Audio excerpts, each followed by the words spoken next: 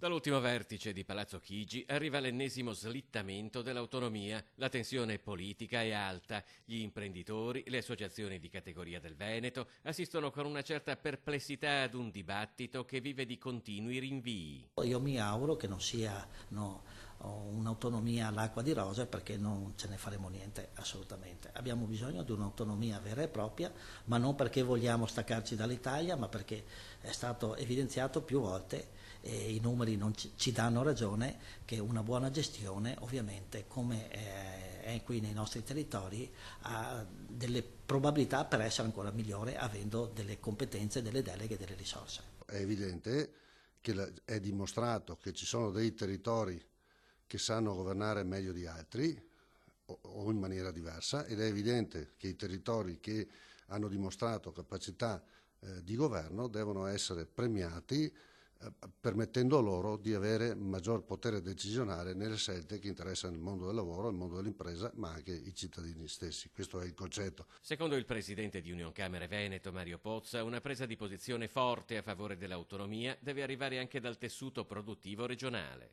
Il mondo dell'economia, il mondo degli operatori deve sostenere, direi a 360 gradi, l'azione che il governatore sta portando avanti. Ci deve essere una pressione non solo della politica, ma di tutto il contesto. L'autonomia deve essere anche quella di dire: su alcune materie il Veneto ha necessità di regole da decidere nel Veneto per le esigenze del Veneto rispetto ad altre regole che può decidere un altro territorio compatibilmente con le proprie esigenze.